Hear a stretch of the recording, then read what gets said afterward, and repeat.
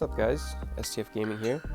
Today we're going to be looking at the March 2007 Troop Dupe format Perfect Circle deck. This is a Perfect Circle deck that was designed by Lazaro Bolito. So let's take a look at Lazaro Bolito's Perfect Circle deck. So from the start you got the 3 Thestalos and 2 Ryza. This was a bit abnormal for a Monarch deck. A lot of the Perfect Circle decks ran 3 Ryza and then it would focus on something else like a Zaborg or maybe a Thestalos. But Lazaro opted on the 3 Thestalos, which is something I find interesting. If you watch my Card Trooper video, my Troop Dupe machine deck, I was talking about how taking care of your opponent's hand before sometimes their board is more important, because that's how you avoid OTKs and last longer in the game. So yeah, you got the 3 Thestalos, you got the 2 Ryza. Thestalos was good because it could discard the random pieces to your opponent's OTK. It could cut down their hand. I guess this is a reason why Morphing Jar was good back in the day, because when your opponent ripped your hand apart, you could redraw it. And then you get the Ryzas. Those are going to bounce just threats. It's a +1 no matter what. I mean, you got 3 brain control. You're gonna steal their monster, Ryza, tribute it, get something out of the way. And then you got the 3 troop. You just run troop in every deck. It can mill your malicious, your disc commander, your treeborn frog, and you can troop dupe and attack for 57. So either way, it's going to be a good card. Next up, you got the D hero engine. You got the 3 malicious, 1 fearmonger, 1 dasher, 1 disc commander, 1 stratos. In the future, you're going to notice people run less destiny heroes and the same amount of D draws. It's interesting.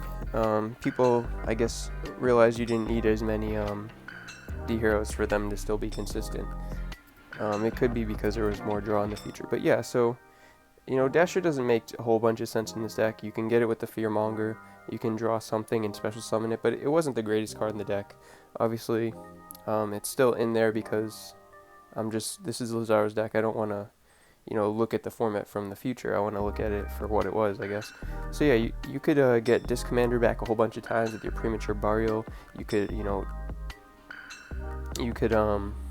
Fearmonger the Disc Commander back, draw a whole bunch of cards, tribute the Disc Commander for the Ryza.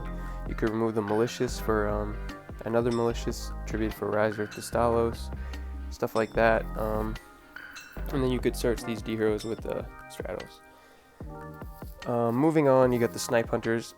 Pretty high amount of Snipe Hunters for a Monarch deck, but it is a clunky format. You're gonna have a lot of hands that don't always work together completely. You also have a lot of cards you want to discard, like the Malicious, Dasher, Disc Commander, Treeborn Frog.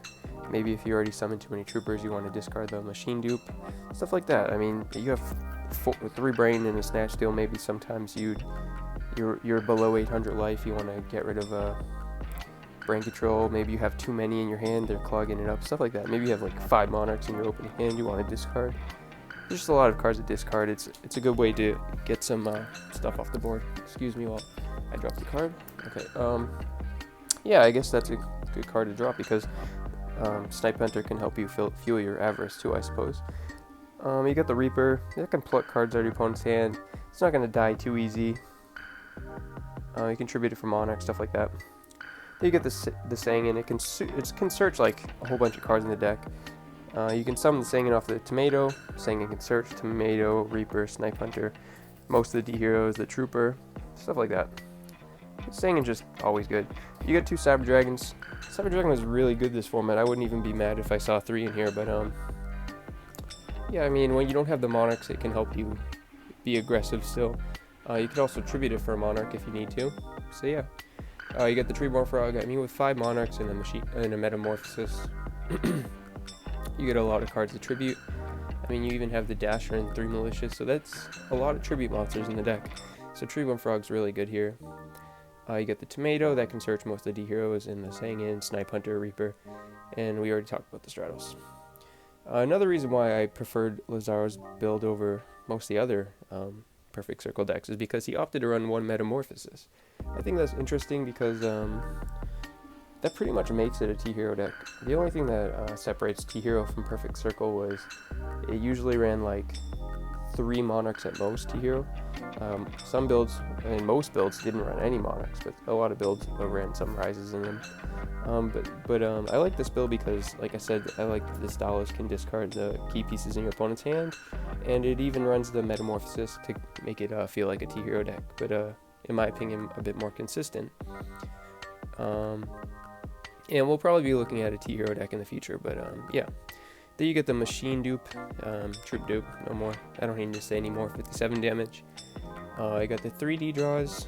I mean, you got Rhoda, Stratos, 6 Destiny Heroes. You're going to be drawing a lot of cards, fueling your grave. And 3 brain control. That's a lot of brain control, even for a Monarch deck. It's a lot of people were running the Machine Beatdown with Cyber Phoenix, so brain control is not going to work against decks like that. But I mean, it's still a good card. This deck can win a lot of ways. You don't just need the Monarchs. You can be really aggressive. I mean, if you look at the monsters, you got the Cyber Dragons, you got the Snipe Hunters, you got the Troop Dupe. You can win in a lot of ways. You don't just need the Monarchs. And the brain control can just help for game pushes. So in its worst case scenario, it's still good. And you got the Snatch, just the 4th brain control. Obviously, MST's now, and you'll notice Lazaro opted not to run MST, which is kind of smart for this time. I mean, there's not a lot of traps. The only thing you want to hit is like Future Fusion, Call, Prima, but interesting choice for Lazaro not to run MST, Mystical Space Typhoon. Then you got the Pot of Avarice, just recycle your Monarchs. If you draw too many Malicious, Pot of Avarice is cool because you can shuffle them from your grave back into your deck so they're alive again. Prima, I mean, ideally you save it for Disc Commander, but that's not always going to happen. Prima is going to be good no matter what. Get the Scapegoat. I explained this before. True Nade and Heavy are legal, so you can use the Scapegoat to prevent game pushes when they Heavy or True Nade you. Even though it doesn't make too much sense in the deck, aside from that, it's still good because of that reason alone. You got the Heavy and Rhoda. Heavy just... There's no need to explain Heavy. Heavy destroys back rows, it's good. And Rhoda can search most of your Destiny Heroes and Stratos. And then you got a pretty small trap lineup. I do love my traps, but that's how most decks ran traps this format, just these 4 cards. These are your defensive traps. This is your defensive and aggressive trap, and this is your trap that can get, you know, if you need a monster for your Monarch, or if they MST it, you can get the Sangin in search right away, or the Trooper in search, or the Disc Commander and draw 2. Obviously, Disc Commander with Call is great. So yeah, that's the deck. Let's move on to the extra deck real quick. It was called the Fusion deck back in the day. There were no monsters besides fusions. We don't have to talk about this too much because this isn't really a Metamorphosis based deck, but a cool play is you would remove Malicious and then Metamorphosis it right away to get a level 6. Some cool level 6s are these guys. I guess this one's not too important in this deck because you don't run limit removal, but it was cool in other Metamorphosis decks because you could limiter it and it becomes 44. But yeah, you got these guys. There's probably some more, but cool play would be to like brain control their Demock and Metamorphosis into Cyber Twin, attack for 56. You could just run as many fusions as you want, so you'd run as many. But let's just get into the important ones. Mostly level 6s and 5s. So yeah, we got these guys. They would just negate spells and traps.